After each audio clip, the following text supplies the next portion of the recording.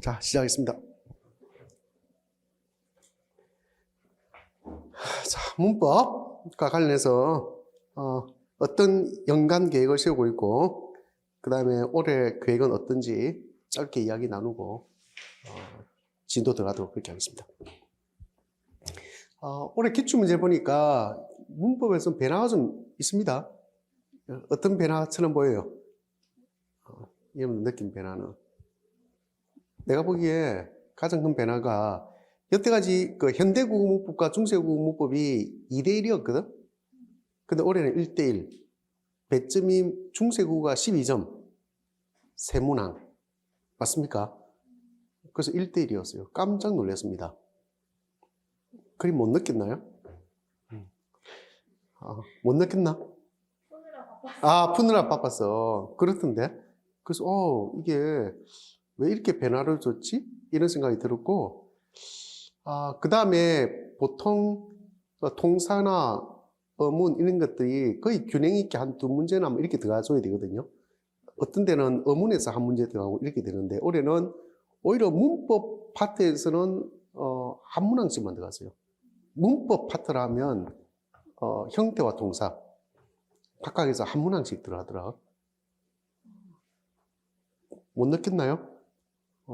내가 본 적이 보니까 그렇던데, 그런 큰 변화가, 문법에서 그런 큰 변화가 있더라 하는 거고, 그 다음에 작년에 내가 무지 강조하다시피 했던 로마자 표기법, 그죠? 그런 문제 한 문제 넣을 거 생각했는데, 역시 또 나왔고. 근데 전체적인 이제 문제가 출제된 것이 문항이나 배점 대비 중세국어가 한 문제 더 나와서 균형이 깨졌고, 그 다음에 소 파트 중에서 좀 기존의 균형을 좀 벗어났기 때문에 그래서 좀 색달랐다 싶어서 그렇지 실제 문법 문제가 그렇게 어렵게 느껴지지 않았습니다. 그렇지 않던가요? 그 전에 기출문제를 보면 그래도 한 해에 한두 개씩은 조금 어렵게 느껴지는 것들이 있었거든? 그리고 한 3년, 4년 전부터는 이걸 우리가 문법에서 다루어야 되나 싶은 거 있잖아요. 왜, 그죠? 그런 것들이 한두 문제씩 있었잖아요. 왜, 그죠? 있어 왔는데, 오히려 이번에는 더 간단해졌다는 생각이 들더라. 그렇지 않아요? 난 그런 느낌 받았는데. 그래서, 나도 올해 문법에 좀 변화를 줘야 되지 않나? 라고 생각하면서도, 큰 틀은 그렇게 막 바꿀 필요 없겠다라는 생각을 하게 된 계기가 된 것이 바로 그겁니다. 여러분들 아다시피, 중세국어는 우리 많이 하는 편이니까, 그죠? 더 그렇다라는 생각이 들고, 다음에 인강 하는 분들한테 이야기를 하겠지만, 그룹 스터디 하면서, 선택해야 될 책을 좀 변화를 좀 줄까 하는 그런 생각 정도만 하고 있습니다.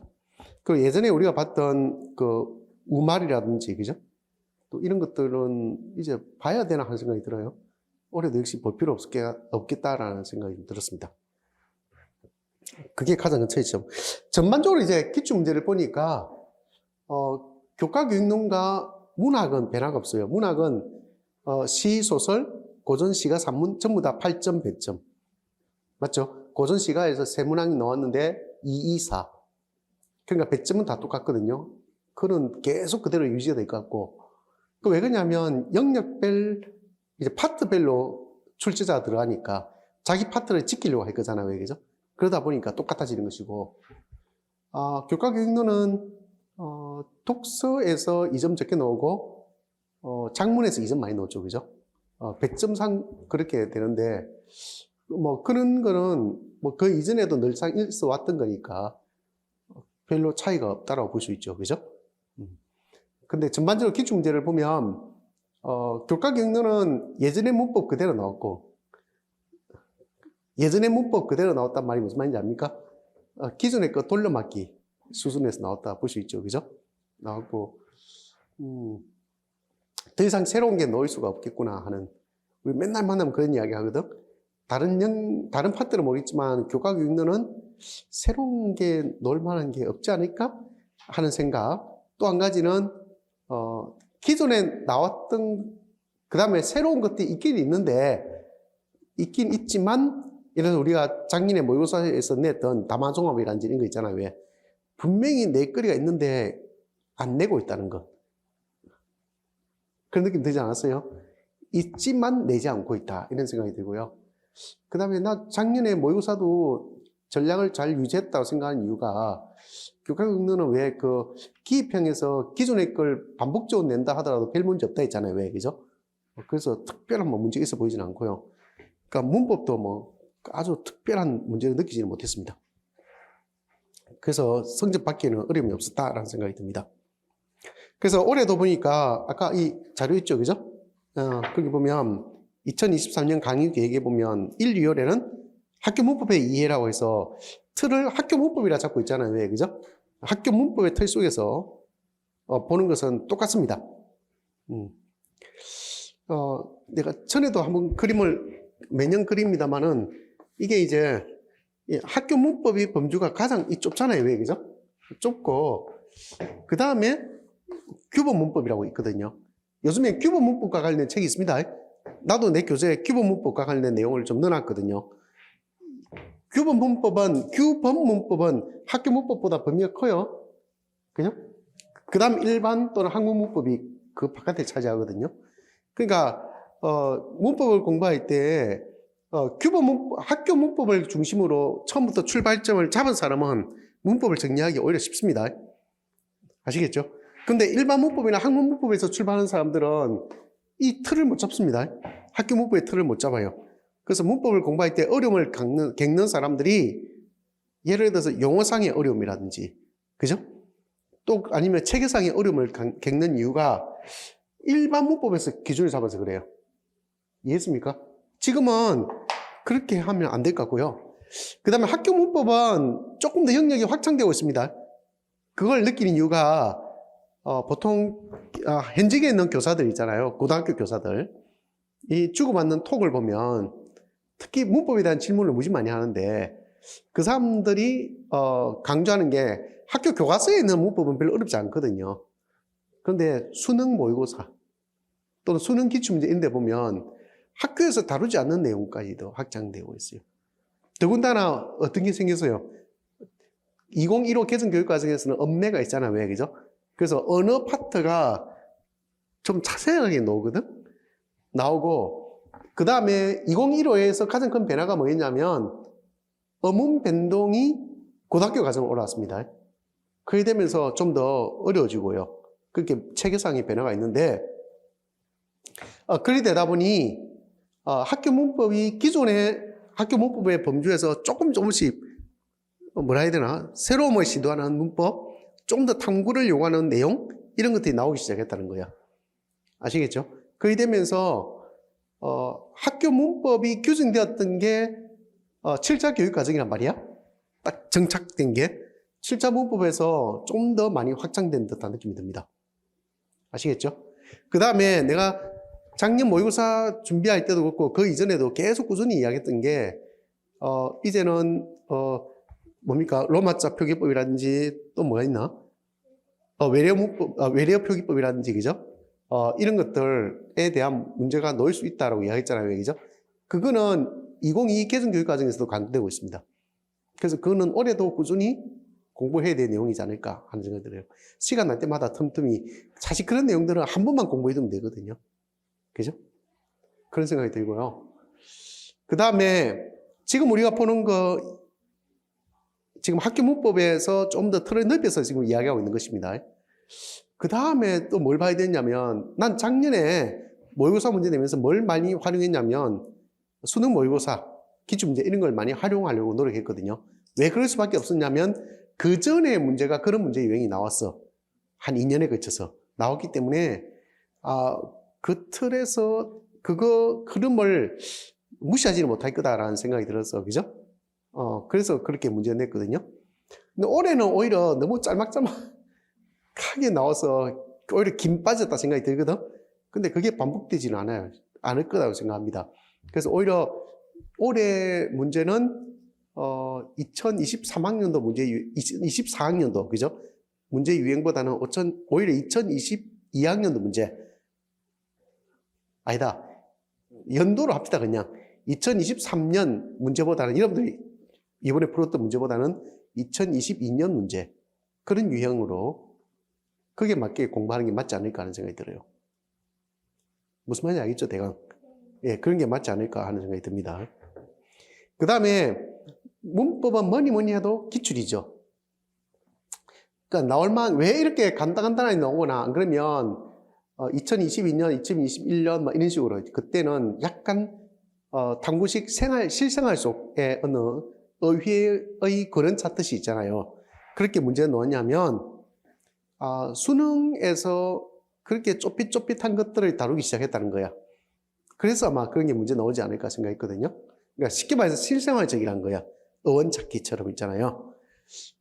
그런 약간 탐구거리를 만들려고 하지 않았나 하는 생각이 드는데, 그걸 공부하기 위해서는 지금 당장 그럴 필요는 없는데, 하반기나 이쯤 가가지고, 나도 물론 모의고사 문제 내겠지만, 그런 수능 모의고사나 수능 기출 문제 있잖아요. 그죠? 그런 걸 보면서 그 문법과 관련된 파트 있으면 꼭 찾아서 보는 게 좋지 않을까 하는 생각이 들었습니다.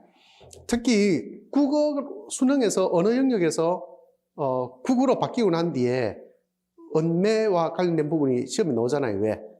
맞죠? 화작을 할 것인가 언매할 것인가 이 나오잖아요. 왜? 그렇게 국어가 선택으로 바뀐 뒤에 나오는 언매 있잖아요. 왜? 그 유행을 무시할 수 없을 것이다. 그러면 기존의 기출 문제에 준해서 올해 새로 나오는 모의고사 문제 있을 거잖아요. 왜? 모의고사 문제를 꼼꼼하게 챙겨서 좀 자세히 읽어볼 필요가 있고요. 그 다음에 평가원에서 나온 고 1, 2, 3, 그죠? 문제 같은 거, 그걸 찾아서 같이 공부해두면 돈 받지 않을까 하는 생각이 듭니다. 트렌드를 읽어낼 수 있으니까. 아시겠죠? 예, 그런 정도 생각해 볼 수 있는 것 같습니다. 그렇지만 우리가 1, 2월 할 때는 역시 문법은 개념과 체계거든요. 맞잖아요. 문법적 개념과 체계를 잡는 게 중요하니까 학교 문법의 이해라는 측면에서 볼 때 학교 문법의 전 범위를 특히 현대국어 문법 있잖아요. 그죠? 이걸 다 보는 게 맞지 않을까 하는 생각이 듭니다. 그래서 학교 문법의 체계와 학교 문법적 소양 갖추기. 아시겠죠? 그게 초점을 좀 맞춰보기 바랍니다. 그 다음에 3, 4월에 가면 학교 문법의 심화 1, 2 이렇게 가거든요. 학교 문법의 심화 3월에 가면 현대국어 문법은 양을 좀 줄이고, 그죠? 그 대신 중세국어 문법 기초 들어가겠죠? 이틀은 깨고 싶지가 않아요. 나는 개인적으로 중세국어 문법의 기초가 중요하다 생각하는 주의니까. 그리고 내 교재에서는 나름 잘 돼 있다고 생각하니까 그걸 다시 한 번 더 반복적으로 보고 더 필요한 내용이 있는지 확인해 보도록 하겠습니다. 자, 그 다음에 여러분들이 5, 6월에 가보면 또 내 교재에 보면 중세국어 문법이 좀 심화는 어렵잖아요. 왜? 그죠? 이것도 작년의 틀에서 별로 깨고 싶은 생각 없습니다. 그래서 이대로 반복적으로 보는 게 더 낫지 않을까 하는 생각이 들고요. 조금 더 공부가 여러분들 된 사람들은 이제 이런 책을 보면서도 뭐랄까 약간 더 심화된 다른 책이 있잖아요. 그죠? 그런 걸 같이 보면 좋지 않을까 하는 생각도 해봅니다. 그 다음에 7월 가면 어차피 기출문제 문법은 전체 다 풀이잖아. 왜? 그죠? 초창기 기출문제부터 해서 끝까지 다 푸니까 내가 해보니까 원래 기출문제가 무지 많은데 작년에는 시간 내에 다 풀었던 기억이 나거든요. 맞잖아. 그래서 그 많은 양을 다 풀어냈던 기억이 나는데 올해도 역시 그 과정을 겪지 않을까 하는 생각이 듭니다. 그러고 나서 이제 우리가 흔히 말하듯이 모의고사 들어가면 되니까 있잖아요. 이게 반복이 굉장히 중요하거든요. 보세요. 1, 2월에 현대국어 문법 하죠. 3, 4월에 반복하잖아요. 왜? 그러고 나서 5, 6월에는 작년에 뭐 했냐면 문법 전체에 대한 문제풀이 했죠. 간단하게. 맞죠? 문법 전체 영역에 대한 문제풀이 했단 말이야. 왜 그러냐면 5, 6월에는 교과교육론 같은 경우에도 교과서를 가지고 했잖아요. 왜? 그래서 그게 좀 맞추어서 하려고 그렇게 했습니다. 아시겠죠? 예전에 내가 5, 6월에 뭐 했냐면 다른 교재의 예문을 가지고 예문 분석하는 걸 했거든요. 그거 가지고 한 3주, 4주 했던 기억이 나요. 근데 그렇게 해보니까 그 공부하는 사람들이 새로운 또 교재를 사서 봐야 되는 부담을 느끼더라고. 그래서 그렇게 하지 않게 하기 위해서 되도록이면 전체를 다 훑어본다는 차원에서 문제풀이를 했던 적이 있습니다. 그걸 작년에 했거든요. 그렇게 하면 벌써 몇 번 본 거예요? 한 번, 두 번, 세 번 반복이잖아요. 왜? 맞죠? 문법도 한 번, 두 번 반복 이상 반복이잖아요. 중세국어 맞죠? 중세국어도 두 번 이상의 반복이고 현대국어 문법도 5월까지 가면 두 번 이상의 반복이잖아요. 왜? 그게 되거든요. 그러고 나서 기출문제 보면 기출문제 전부 다 있잖아. 왜? 다 보니까 또 한 번 더 반복이잖아요. 그럼 이까지 보면 공식적으로 우리가 보는 것만 하더라도 세 번 이상의 반복이 되는 것이죠. 맞잖아요. 세 번 이상의 반복이죠. 그 다음에 여러분들 그룹 스터디 하면 1, 2월에 책 한 권 보죠. 3, 4월에 또 한 번 보죠. 5, 6월에 또 한 번 보죠. 맞잖아요. 그럼 몇 번 보는 거야? 또 세 번 보는 것에다가 같이 보는 게 또 아까 세 번 이상이었잖아요. 왜? 그러니까 문법을 무지 많이 한다고. 그렇지 않겠어요? 생각보다 많이 하는 편에 속합니다.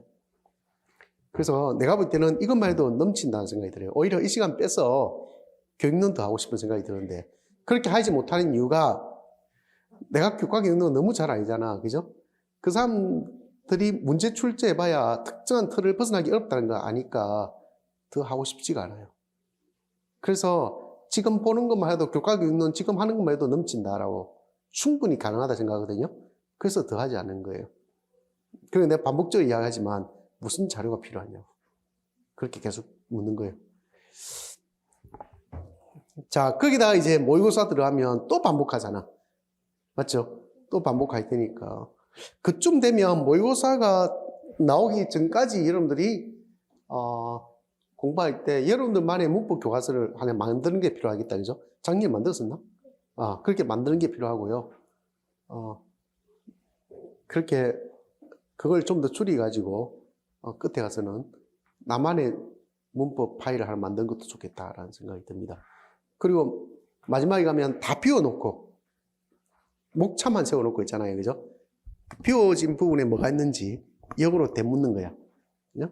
이런 과정을 거치면 문법을 막 그렇게까지 목숨 걸듯이 할 필요가 있겠나 하는 생각이 듭니다. 제일 저렴하게 하는 방법이다 그런 생각이 들죠. 그 짬짬이 이제 문법도 어떻게 공부하는지 그런 걸 다시 한번 일러주도록 그렇게 하겠습니다.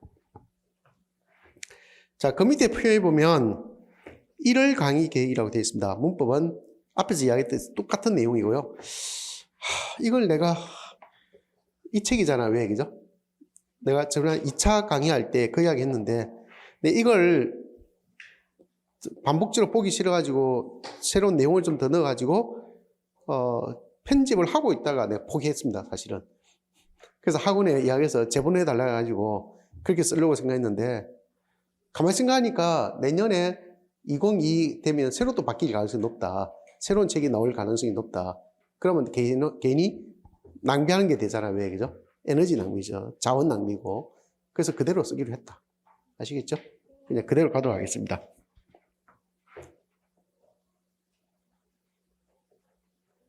이 정도. 됐죠? 예. 엄청 빨리 끝냈습니다. 자, 그러면 목차를 보도록 하겠습니다. 현대국어 문법이라 되어 있고요. 파트 1이 있고 파트 2가 있습니다. 근데 예전 교재를 보니까 요 뒤에 어문 규정 있잖아요. 왜? 그것도 요약해서 일일이 하나씩 설명까지 요약해가지고 넣었지 있거든요. 그 파일도 진짜 고생하면서 만들었는데 그 양만 많이 찾아오고 수험생들이 안 봤어. 그냥 안 실었어요. 그리고 이 책이 굉장히 얇아 보이잖아요. 얇아 보이는데 이 똑같은 내용을 거의 같은 내용을 이거보다 조금 더 편집을 요즘 학원책 비슷하게 만드는 책이 있었거든요. 그건 두께가 이것의 거의 1.5배 정도 되는 두께였어요. 똑같은 내용인데 똑같지는 않겠지. 거의 같은 내용인데 한 이렇게 두꺼웠던 기억이 나요. 우리 집에 책이 다 있으니까 두꺼웠던 책이 나고요. 거기다가 어문규정 넣으면 이렇게 더 두꺼워집니다. 근데 그 책조차도 우리 수강생들이 뭐라고 이야기하냐면 학원 책에 비하면 너무 답답하게 편집되어 있어요. 이렇게 이야기했다고. 그래서 학원책 하면 두께가 실제로는 이 내용이 굉장히 두꺼워져요. 공간 많이 넣으면. 뭐 말인지 알겠죠? 그 내 이야기를 왜 하느냐면 사람들이 겉만 보고 판단하는 거야. 이 굉장히 뭐 얇아 보이고 별로 내용이 없어 보이잖아.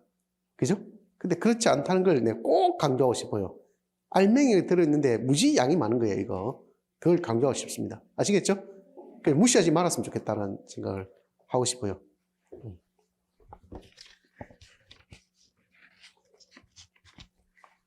내 나름대로 이 교재가 얼마나 좋은지 계속 반복해서 이야기하고 싶으나 뭐 반복을 여러분들 좋아하지 않으니까 그러고 싶지는 않습니다. 그렇지만 무지 잘 만드는 건 사실입니다. 예. 자, 전체 목차를 보면 파트 1이 현대국어 문법으로 되어 있고요. 그 다음 파트 2가 중세국어 문법 및 국어사로 되어 있거든요. 현대국어 문법은 우리가 일반적으로 학교 체계를 그대로 따르고 있습니다. 언어와 국어, 말소리, 단어, 어휘, 문장, 의미, 이야기 이렇게 되어 있죠. 예. 그러니까 중세국어는 중세국어 문법 기초편이 있고 심화편 이렇게 되어 있습니다. 기초편만 보더라도 중세국어는 뭐 가능하다 이렇게 볼 수 있는 것 같고요. 재작년에 누가 그 수강후기를 쓴 걸 봤거든요. 내가 설명에 그대로 넣어놨는데 그분이 뭐라고 해야 인강 듣는 분이야. 재작년에 인강을 듣던 분인데 우리 국어향기 카페에도 있을 거예요. 그분이 뭐라고 이야기했냐면 자기는 이 책이 얼마나 잘 된지 알게 되었대요. 그리고 심지어는 이 책 속에 있는 중세국어 문법이 얼마나 좋은지를 알게 되었대요. 그러면서 하는 이야기가 그거야. 처음에는 앞부분 기초편도 앞부분 들을 때 너무 못 알아듣게 들어가지고 너무 힘들었다. 읽은 적 있나? 없나요? 그런 수강 후기가 있어요. 깽깽 꼼꼼하게 썼더라고. 너무 알아듣기 힘들었다. 그런 이야기를 하는데 조금씩 공부하면서 이 책이 너무 좋다는 걸 알게 되었다. 그런 이야기 하더라고. 한 읽어보기 바랍니다. 그 수강 후기가 어딘가 있을 거예요. 굉장히 길게 썼더라고. 그 인강을 듣는 분이었는데. 그렇게 썼던 적이 있고요. 여러분들 올해 수강 후기인데 보면 어떤 작품이 나와서 좋아요라고 이야기하는데 내가 이걸 설명회를 준비하면서 작년 걸 한번 읽어봤거든요. 수강 후기 이런 걸 읽어봤단 말이야. 똑같습니다. 똑같는데 그때도 똑같이 이거 나오고 저거 나오고 똑같이 이야기한단 말이야. 나오는 강도는 비슷해요. 사실은 느끼는 정도의 차이가 좀 다를 뿐이지 똑같습니다. 무슨 말인지 알겠죠? 그러니까 열심히 공부해보라는 거죠. 열심히 하면 된다는 뜻을 강조하고 싶어서 하는 이야기입니다. 자, 오늘 첫 시간에 어디부터 시작할까를 생각해 봤거든요. 고민하다가 챕터 1은 우리가 거의 안 보잖아요. 왜, 그죠? 챕터 1 앞부분을 거의 안 보는데 뒤에 우리 흔히 문법 파트를 설명하다 보면 나도 모르게 계속 반복적으로 하는 말들이 있더라고. 이 앞쪽의 내용을 반복해요. 그래서 앞쪽의 내용을 진짜 강의를 안 한 지 오래됐는데 이 내용을 조금 더만 건드리고 넘어가겠습니다. 조금만 건드리고 넘어가겠습니다. 아시겠죠? 많이 보진 않고. 그리고 이런 내용들은 주로 이제 문법, 고등학교 문법 음매할 때 있잖아요. 그죠? 그게 대부분 많이 실려 있고요. 그 다음에 중학교 교과서에도 실려 있습니다. 이런 내용들이. 그 정도 생각하면서 간단하게 좀 보겠습니다. 깊이까지 볼 필요 없고. 아시겠죠? 간단하게만 보겠습니다.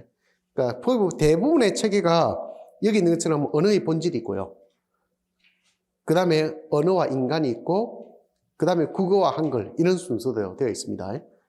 그 중에 우리는 언어의 본질에 치우쳐서 그 정도만 보고 넘어가겠습니다. 자, 8쪽을 보면 이 언어와 국어라고 하는 부분 있잖아요. 왜, 그죠? 이 예전에 기출문제는 넣은 적이 있습니다. 넣은 적이 있고, 요 근래라 하면 적어도 서답형 체계 때는 한 번도 시험 문제 넣은 적이 없습니다. 아시겠죠? 그럼 여러분들 생각하겠죠? 이거는 그러면 학교 문법 체계에 있는 건가 없는 건가 헷갈리잖아요. 왜, 그죠? 있습니다, 이거. 있는 내용이거든요. 그래서 받을 필요가 있죠. 자, 여기 보면 언어의 본질이라고 이야기하잖아. 그러면서 소제목이 뭐예요? 기호적 특성이라고 되어 있잖아요. 왜, 그죠? 맞죠? 기호적 특성이라고 되어 있습니다. 여러분들 보세요. 여기 보면 이게 지금 분필이잖아요. 우리는 분필을 하지만 분필은 무슨 뜻을 가지고 있잖아요. 왜? 이렇게 생긴 것을 총칭해서 분필을 하는데 이 분필의 공통점 뭐 하는 거예요? 예를 들어서 이런 칠판이나 화이트보드 이런데 뭔가를 쓰는 거잖아요. 왜? 쓰거나 그리는 거잖아요. 왜? 그런 의미가 있단 말이야. 항상 뭐든지 이 분필, 내가 들고 있는 이것은 항상 뭘 담고 있다는 거예요? 의미와 뜻의 내용을 형식을 담고 있다는 거야. 뭔지 알겠죠? 이렇게 생긴 것은 그런 의미를 담고 있다는 것이죠. 이해했습니까? 그래서 이 기호의 접근은 항상 무엇과 무엇으로 접근됩니까? 내용과 형식으로 이렇게 접근된다고요. 이걸 꼭 기억할 필요가 있습니다. 그게 기호적 특성입니다. 됐죠? 그러면서 언어도 역시 뭐 해야 돼요? 하나의 기호죠. 언어도 여러분들 보면 알겠지만 언어도 뭘 담고 있어요? 뜻이 있고 형식이 있는 거야.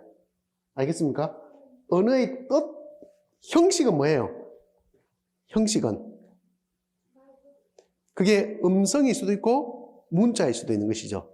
음성이거나 문자이거나. 무슨 말인지 알겠죠? 그래서 나오게 된 게 음성 언어다, 문자 언어다 이렇게 이야기하잖아요. 왜? 근데 이 뜻이 없는 상태에서 음성과 문자가 있는 것은 존재하지 않잖아요. 왜? 무슨 말인지 알겠죠? 반대로 형식이 없으면서 내용만 존재하는 것도 존재하지 않잖아요. 왜? 아시겠죠? 그래서 이 언어를 무엇 입장에서 보는 거예요? 이 기호의 입장에서 접근한 것입니다. 이해됐죠? 예. 그래서 그 밑에 설명을 읽어보면 기호란 생각을 전달하는 수단으로서 언어 역시 기호 중 하나이고 모든 기호에는 전달하고자 하는 내용이 있고 그것을 실현하는 형식이 있다. 이렇게 이야기하는 겁니다. 여기까지 됐죠? 그러면서 기호로서 언어는 몇 가지 특징을 갖는다. 이렇게 말하고 있죠? 그러면서 자의성부터 쭉 나오는데 자 여기서 나오는 특징들을 그러면 자 보세요. 이거. 만약에 자의성이라는 뜻이 있어요. 그죠? 자의성이라는 뜻이 있으면 만약에 이것을 생각하지 않은 상태에서 자의성을 설명할 수 있을까? 안 됩니다, 여러분들. 그죠? 그러니까 기호로서의 특색을 생각하지 않고 자의성을 설명할 수 없다는 말이 돼요. 이해됐습니까? 그러니까 이 뒤에 나오는 내용들을 여러분들 이해할 때는 그러니까 언어의 기호적 특성을 이야기할 때는 항상 이 기호라는 관점에서 설명할 필요가 있죠. 됐습니까? 그럼 예를 들어서 이게 A고 이게 B를 한다면 A와 B가 어떤 필연적인 관계에 의해서 그리 될 수밖에 없었다. 라고 설명되어지는 것은 세상에 존재하지 않는다는 거야. 뭐 말인지 알겠죠? 세상에 존재하지 않아요. 그걸 우리가 뭐라 그래요? 자의성이라고 이야기합니다. 그래서 밑에 설명을 보면 말소리와 의미의 결합에는 필연적인 관계가 없다. 그래서 다른 말로 뭐라 그래요? 임의적이다. 이렇게 하죠. 그죠? 임의성. 이런 말을 쓰기도 합니다. 또는 뭐 수의 이런 말을 쓰기도 하죠. 그죠? 밑에 각주를 참고하기 바랍니다. 소실어는 기호의 신입해함과 신입해 간의 필연성을 찾을 수 없는 경우를 자의성이라 한다. 이렇게 이야기했거든요. 소실어 많이 들어봤죠. 그죠? 그러니까 그 신입해함과 신입해라고 그분은 표현을 했지만 그걸 풀어서 쓰면 바로 뭐가 돼요? 신입해는 의미를 뜻하고요. 신입해함은 형식을 뜻한다라고 생각하면 되거든요. 아시겠죠? 그리고 그 둘 사이에는 뭐가 없다는 거예요? 필연성을 찾을 수 없다. 그게 바로 자의성이다. 이렇게 이야기하는 것이죠. 됐죠? 예. 오른쪽에 구쪽에 가보면 인간 언어가 자의적인 증거에 대한 이야기가 쭉 나옵니다. 자, 우리는 음성으로서 배라고 이야기하지만 이게 형식이잖아. 왜? 그죠? 이렇게 말하고 있지만 이것의 의미는 뭐가 돼요? 다양할 수 있는 걸 통해 볼 때 이 둘의 관계가 완전히 필연적인 관계를 맺는 것은 아니라는 걸 알 수 있잖아요. 왜? 그죠? 네, 이런 예들입니다. 우리가 이걸 구구절절 설명할 필요는 없고 이런 내용들은 어디서 누구가 공부만 해요? 공무원 공부하는 사람들은 이 부분부터 해서 시험 문제 나옵니다. 아시겠죠? 그래서 언어와 국어 쪽을 공무원들은 무지 공부 많이 합니다. 우리는 그럴 필요까지는 없고 의미만 이해하면 될 것 같습니다. 그 다음에 사회성은 이렇게 해서 한번 이 둘의 관계가 맺어지잖아요. 맺어지면 이제 뭐가 생긴 거예요? 그 속에서 사회적인 약속이 형성된 거라서 이 약속은 뭐예요? 약속은 뭡니까? 규범이잖아요. 왜? 뭔지 알겠죠? 약속은 규범이기 때문에 반드시 지켜야 된다. 쉽게 바꿀 수가 없다. 아시겠죠? 그걸 우리는 사회성 그렇게 이야기합니다. 그래서 다른 말로 불력성 이렇게 이야기하기도 합니다.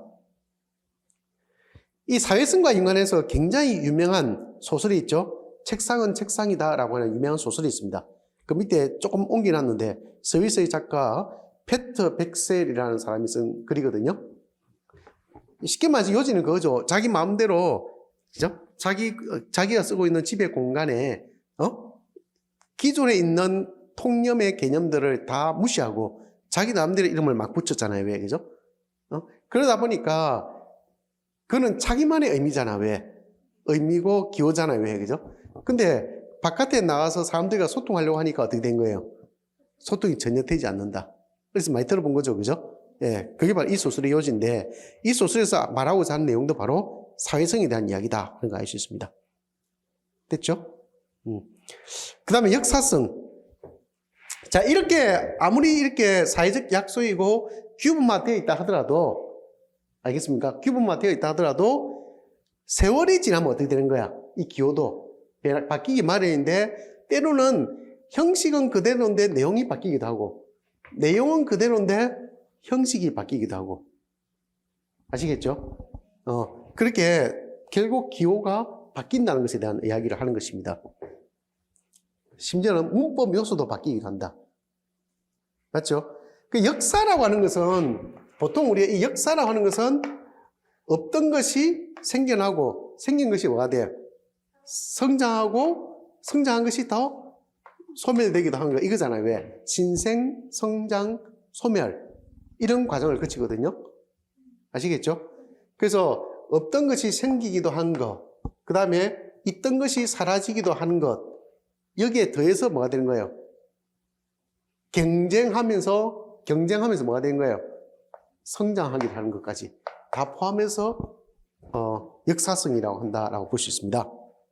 그래서 여기 있는 것처럼 소리와 의미가 변하거나 문법 요소에 변화가 생기기도 하고 그래서 생성, 변화, 소멸의 특성을 갖는다. 그래서 다른 말로 가역성이라 한다. 이렇게 되어 있습니다. 각주에 보면 조상 언어가 후대 언어까지 흔적으로 남아있는 시간은 1만 년가량이다. 이렇게 이야기하고 있습니다. 스티븐 핑거라는 사람이 그렇게 이야기했다 그래요. 그죠? 어쨌든 1만 년, 최대 1만 년까지는 어떻게 한 거야? 흔적으로 남아있다. 이렇게 본 거죠. 그러면 흔적으로 남아있다는 것의 내면을 읽으려면 어떻게 돼요? 어쨌든 바뀐다는 거야. 아시겠죠? 그걸 역사성이란다. 그래서 10쪽에 가보면 역사성을 설명할 때 문법 요소가 어떻게 바뀌었는가에 대한 이야기를 쭉 설명하고 있습니다. 참고로 보면 될 것 같고요. 그 다음에 오늘 음성에 대한 이야기를 할 때 꼭 필요한 개념이 바로 뭐예요? 이 분절성의 개념입니다. 그죠? 이 분절성은 두 가지로 인식되거든요. 두 가지로 인식되는데, 예를 들어서 의미론적으로 본다면 뭐가 돼요? 의미론적으로 본다면 분절성이 어떤 분절은? 그러니까 언어로서 연속적인 것을 뭐 하는 겁니까? 분절적인 것으로 구분한다는 거예요. 나눠버린다는 거예요. 언어로서. 맞죠?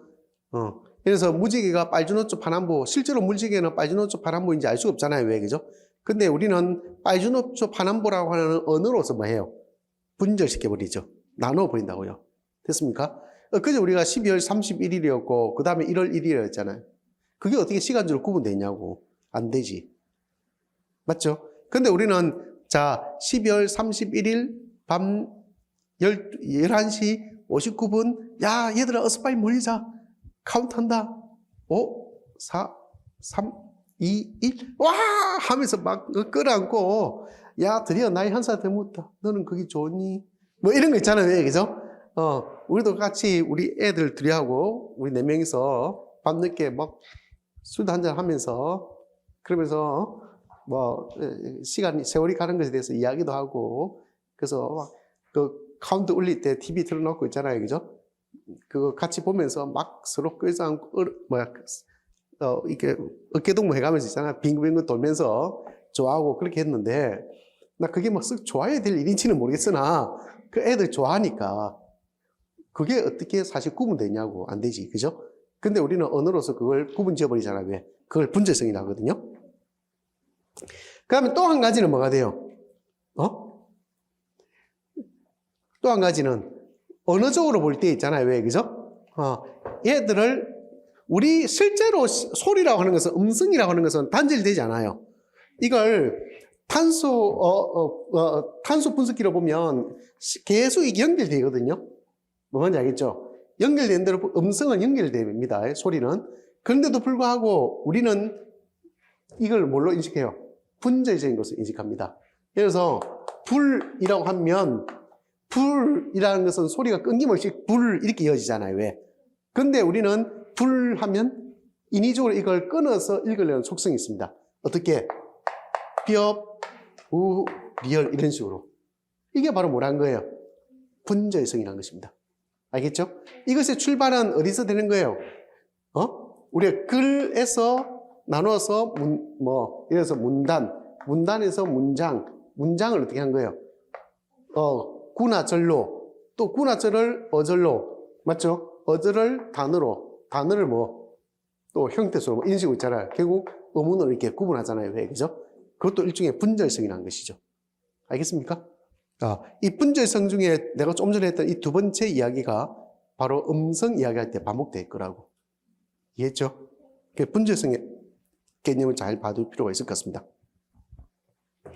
그 다음에 추상성이라고 하는 것은 많은 구체적인 대상으로부터 공통의 속성만을 추출하는 추상화 과정을 통해서 개념이 형성된다. 이렇게 됐죠. 그죠?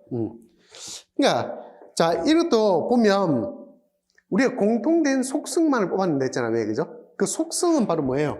이 내용이잖아, 내용.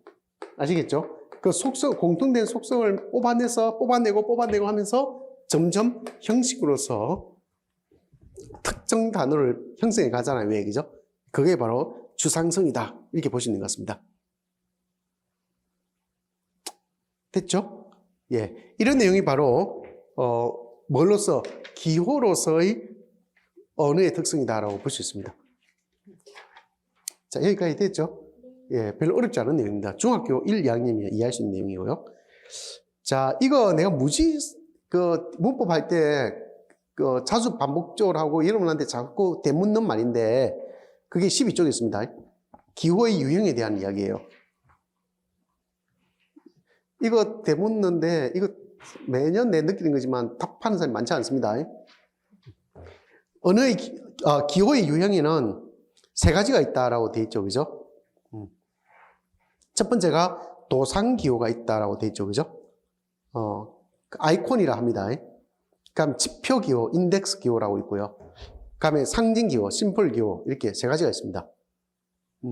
그 보면 도상, 지표, 상징 순서대로 설명하고 있지만 그 밑에 그림을 보세요. 이거 그림은 서로 다르게 되어 있죠. 그죠?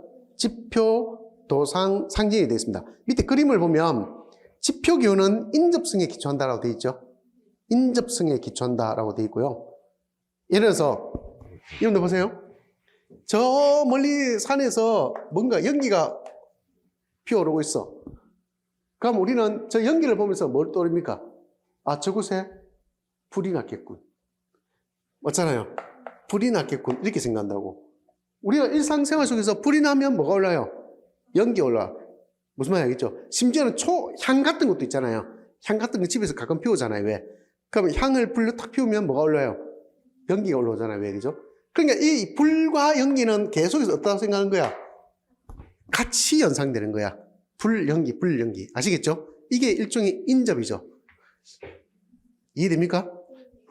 그러면 좀 전에 내가 이야기할 때 불과 연기, 연기라고 하면 머릿속에 불을 떠올리잖아요. 왜? 뭐 말인지 알겠죠? 그럼 이 연기가 바로 뭐가 되는 거예요? 연기와 불의 관계가 지표기호로서 의미를 갖는다 볼 수 있습니다. 무슨 말인지 알겠죠? 지표 관계다 봅니다. 그게 인접성에 기초한다고 볼 수 있는 것이죠. 자, 여러분들 보세요. 사람도 마찬가지입니다. 왜 A라는 사람은 맨날 모자 쓰고 다니는 걸 좋아해요. 모자 쓰고 다니는 걸 좋아한다고. 아시겠죠? 그러면 어느 순간인가 내가 어디 다른 길을 가고 있는데 누군가가 모자를 딱 두고 카페에 빈자리가 있어. 누군가 앉았던 흔적이 있어. 그러면 그걸 보면서 누굴 떠올린 거야? 그 사람을 떠올린 거야. 그러면 이제 이 모자는 그 사람의 뭐가 된 거예요? 하나의 지표가 된 거죠. 하나의 뭐가 돼? 상징이 된 거라고. 하나의, 상징이란다. 기호가 된 거라고. 뭐 말인지 알겠죠? 그게 인접성이에요. 인접성. 이 인접성은 뭐하고 비슷하냐면 일종의 환유적이죠. 환유적인 성격이라고. 무슨 말이냐면 우리가 시를 쓸 때, 시를 이해할 때 여러분들 보세요. 제유적이고 환유적이라고 되어 있잖아요. 왜? 그죠? 그 부분으로서 전체를 말한다, 또는 전체로서 부분을 말한다, 이렇게 생각하지 마시고, 그죠? 이 인접성에 기초한 것이 바로 뭐냐면 환유예요. 원래 제유란 말은 쓰지 않아요. 서양 이론에서는. 뭐 하는지 알겠죠? 예. 그 다음에 도상 기호는요, 유사성에 기초하고 있다라고 되어 있죠. 그죠? 유사성이다. 이래서 우리는 그림 보러 갔는데, 그림을 보러 가서 보니까, 한쪽 귀를 이렇게, 천으로 싸매고 있는, 굉장히 호리호리한 사람의 그림을 봤어. 우리가 그 그림을 보는 순간 누구를 떠올린 거야? 고를 떠올리는 거예요. 뭐 하는지 알겠죠? 그러면 이거는 고와 뭐 하는 거야? 닮았다는 거죠. 아까 불과 연기가 닮았습니까? 아니잖아요. 맞죠? 연기는 불 하면 자연스럽게 떠오르는 거잖아요. 왜? 이건 인접성에 기초한 거죠. 이걸 지표기호로 하고요. 아시겠죠? 도상기호는 어떻게 된 거예요? 닮았다는 거야. 이해했습니까? 그걸 도상기호로 합니다. 그 다음에 상징기호는 처음에는 관습의 기초, 상징기호는 처음에는 어떻게 될까? 전혀 상관이 없는 내용일 수도 있어요. 사실은 내용과 형식이. 맞죠? 근데 거기에다가 뭘 넣어준 거예요? 이것은 예를 들어서 녹색이 있으면 이걸 안전하다는 뜻이야.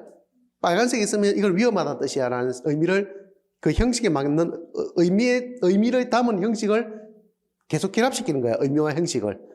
아시겠죠?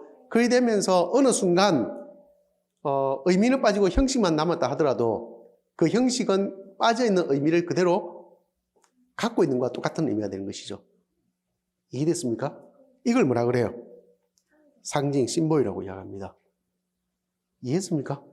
예, 굉장히 단순하니까 여러분들이 도상, 지표, 상징이라고 하는 개념을 잘 기억해 두시고 굉장히 기본적인 건데도 놓칠 수가 있거든요.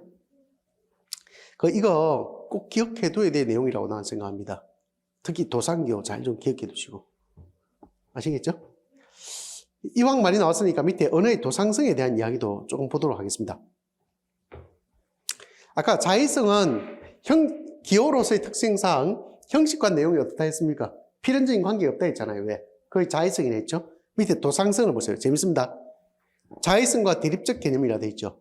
대립적 개념으로서 언어의 구조와 의미 간에 존재하는 유사성을 말한다라고 되어 있습니다. 언어의 구조와 의미 간에 존재하는 유사성. 언어의 구조와 의미 간에 존재하는 유사성. 이해했습니까? 자, 예를 들면 쉽게 알 수 있을 텐데 일단 더 읽어보죠. 언어의 자의성과 도상성은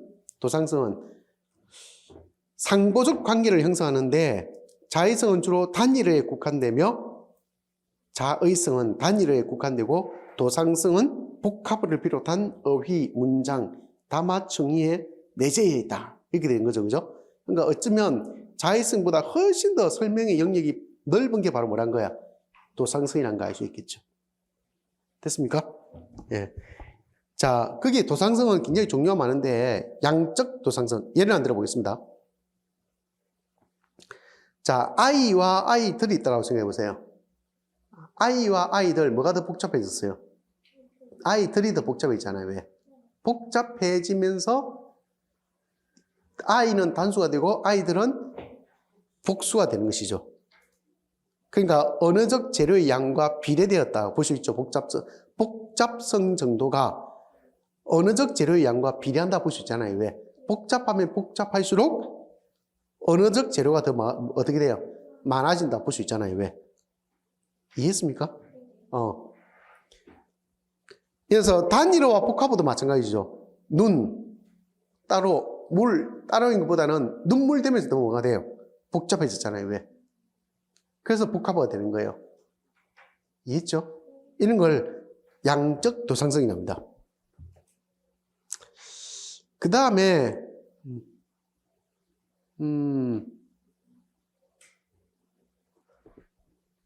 오른쪽에 한번 볼까요? 순서적 도상성이라고 되어 있죠.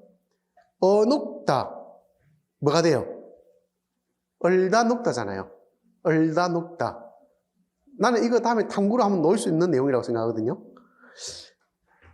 그러면 얼다 녹다인데 얼다는 할 수 없어? 할 수 있잖아. 근데 그게 쉽지가 않아요. 왜? 얼어야 녹지. 맞잖아요. 얼어야 녹잖아. 왜? 얼지도 않는데 녹을 수가 없잖아요. 왜? 그러면 어는 게 문제가 되고 그 다음 뭐가 돼요? 녹는 게 돼야 되죠. 그러니까 언어 순서도 단어의 순서도 결합 순서도 어떻게 돼요?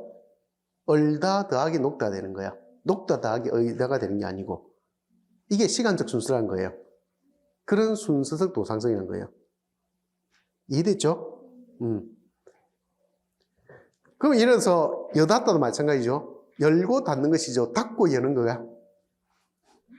아니 뭐 그게 상정해 줄 수는 있는데 순서로 보면 그렇잖아요. 왜? 열고 닫는 거잖아요. 왜? 그죠? 네, 그렇게 생각하는 거라고요.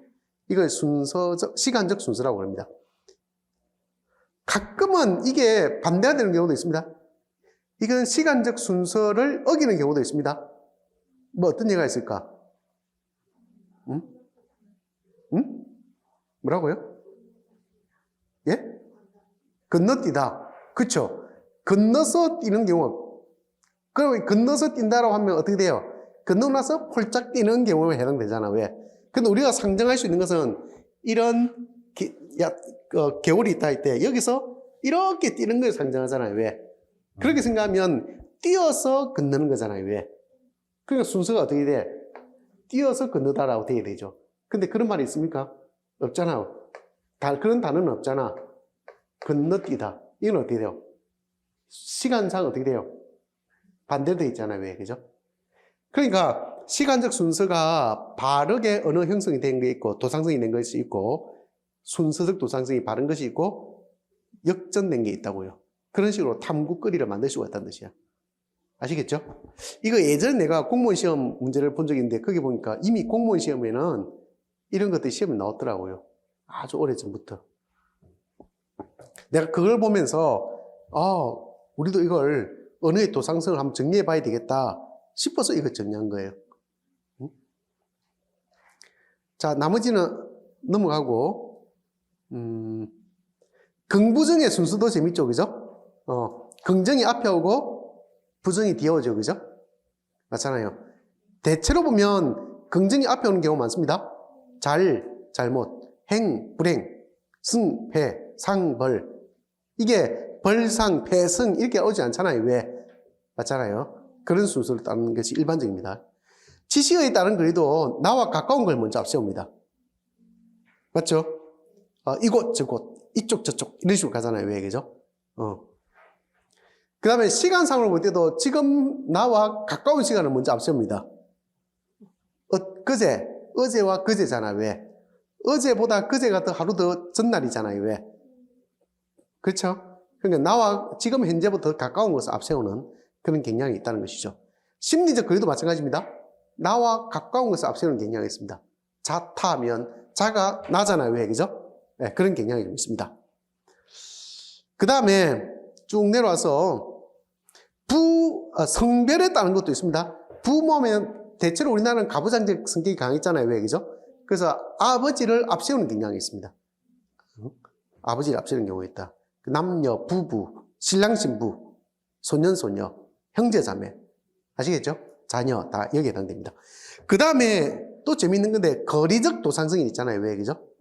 이거 여러분들 내가 언제 써먹느냐면, 이 비슷한 걸 여러분들 작년에 문법 들은 사람 알 거예요. 높임 표현할 때 써먹죠.